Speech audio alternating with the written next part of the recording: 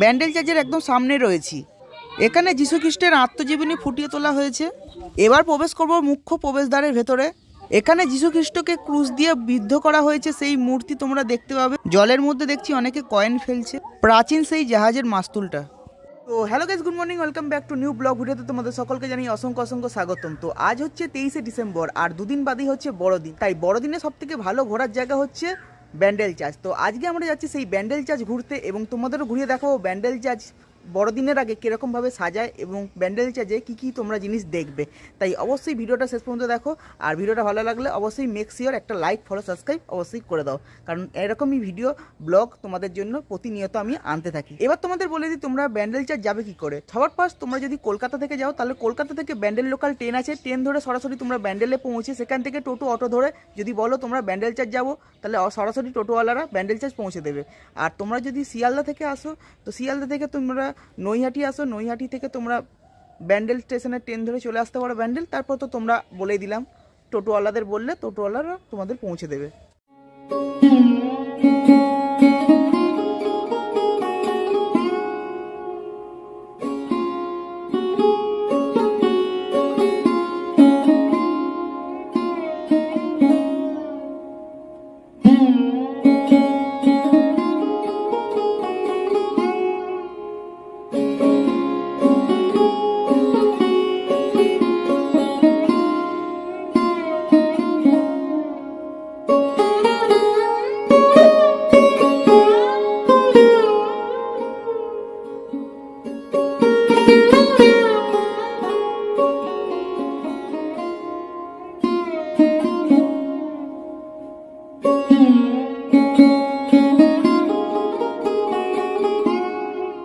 চলে এসেছি আজকের যে গন্তব্য সেখানে, তা হলো ব্যান্ডেল চার্চ। মানে আমাদের বাংলার মধ্যে এই চার্চটাতে না আসলে বড়দিন ফিলটা ঠিক হয় না। কলকাতা চার্চ আছে যেমন ক্যাথিড্রাল চার্চ, তারপর চন্দননগরে চার্চ আছে যেমন বাঙালির, তেমনি বড়দিনের মধ্যে অন্যতম ঘোরার জায়গা হচ্ছে ব্যান্ডেল চার্চ। আজকে 23শে ডিসেম্বর, আর দুদিন পরই হচ্ছে বড়দিন। তাই আমি চলে এসেছি আজকে ব্যান্ডেল চার্চ ঘুরতে এবং তোমাদেরও ঘুরিয়ে দেখাতে ব্যান্ডেল চার্চ। এখন আমি ব্যান্ডেল চার্চের ভেতরে ঢুকে পড়েছি, আর ভেতরটা ঢুকতেই কিন্তু অনবদ্য সুন্দর দৃশ্য আমাদের চোখে পড়ছে। সামনের দিকে একটা মূর্তি দেখতে পাচ্ছি, তার পাশ দিয়ে গেট রয়েছে, গেটের ভেতর দিয়ে ঢুকে ব্যান্ডেল চার্চ দর্শন করব। এখানে দেয়ালের মধ্যে প্রভু যিশুর জীবন কাহিনী তুলে ধরেছে, তাই আমি দেখতে পাচ্ছি। এখানে আমি যীশু খ্রিস্টের কিছু মূর্তি দেখতে পাচ্ছি, যীশু খ্রিস্টই বসে রয়েছে, আর এখানেও রয়েছে যীশু খ্রিস্ট বসে গাছের তলায়, আর তার কিছু পরীরা তাকে নমস্কার করছে, সেই দৃশ্য এখানে ফুটিয়ে তুলেছে। খুব সুন্দর কিন্তু।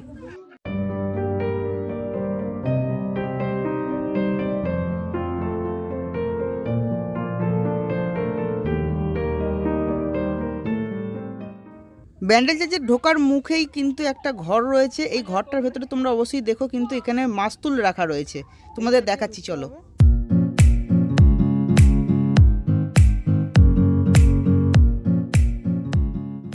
সালটা ছিল 1655 খ্রিস্টাব্দ। গ্রীষ্মের এক সকাল আকস্মিকভাবে একটি বড় পর্তুগিজ জাহাজ ব্যান্ডেল গির্জার সামনে এসে পৌঁছায়। দিনটা ছিল শুভ, কারণ সেদিন যাত্রার কুমারী মারিয়ার অলৌকিক মূর্তির প্রতিষ্ঠা দিবস। একদা বঙ্গোপসাগরে জাহাজখানি প্রবল ঝড়ের মধ্যে পড়ে। রক্ষা পাওয়ার তার কোনো উপায় ছিল না। চির দয়াময়ী নিত্যকুমারী মারিয়ার নিকট প্রার্থনা জানান জাহাজের ক্যাপ্টেন।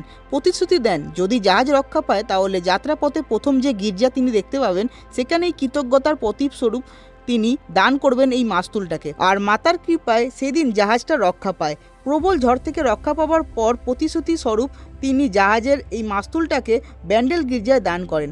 আর সেই মাস্তুলটি আজও সংরক্ষিত আছে অতীতের ইতিহাসের বুক নিয়ে ব্যান্ডেল চার্চের গির্জায়। এখন আমরা প্রবেশ করছি প্রধান গির্জার ভেতরে, আর প্রধান গির্জার ভেতরে কিন্তু অযথা কথা বলা উচিত নয়, সেটা লেখাই রয়েছে বোর্ডের মধ্যে। সেই জন্য তোমাদের সিনেমেটিক ভিডিওর মাধ্যমে পুরোটা দেখাচ্ছি, চলো।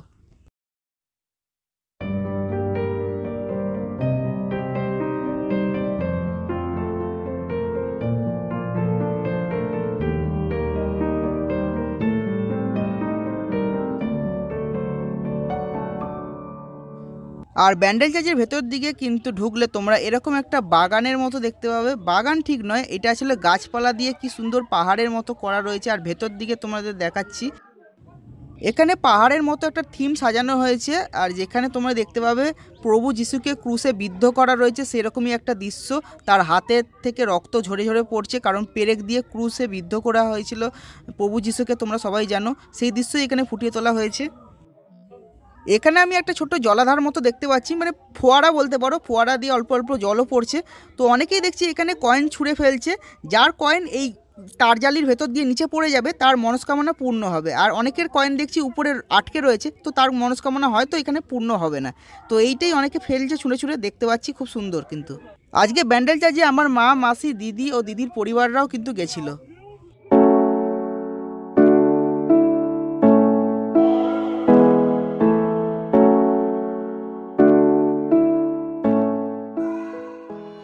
এখন আমি ব্যান্ডেল চার্চের ছাদের দিকে যাচ্ছি। ব্যান্ডেল চার্চের ছাদের দিকেও অনেক কিছু দেখার জিনিস আছে, তোমাদের ঘুরিয়ে ঘুরিয়ে পুরোটাই দেখাবো, তো তোমরা দেখতে থাকো।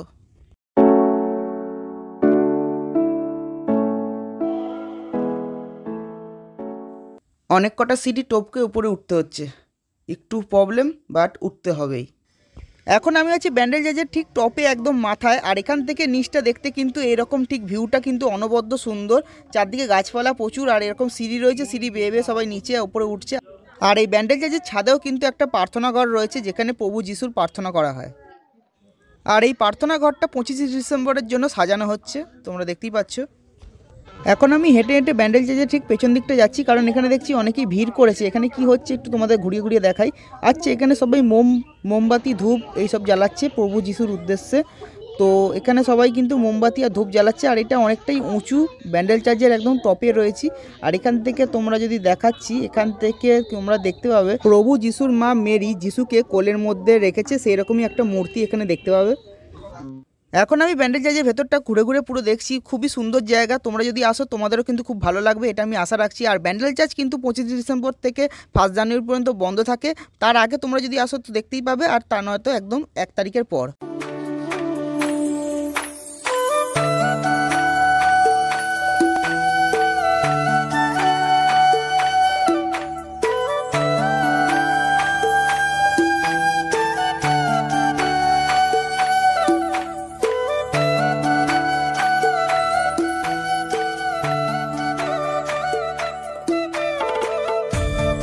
সো বন্ধুরা, ব্লগটা আজকে এখানে শেষ করছি। ব্লগটা কেমন লাগলো অবশ্যই কমেন্ট বক্সে লিখে জানিও। ব্লগটা ভালো লাগলে অবশ্যই মেক শিওর একটা লাইক, ফলো, সাবস্ক্রাইব করে দাও, কারণ একটা লাইক, ফলো, সাবস্ক্রাইব আমাদের ভিডিও বানাতে অনেকটা মোটিভেট করে। তাই তোমরা যদি সাপোর্ট না করো তাহলে বেঙ্গলি কমিউনিটিকে এগিয়ে নিয়ে যেতে কি করে পারবো।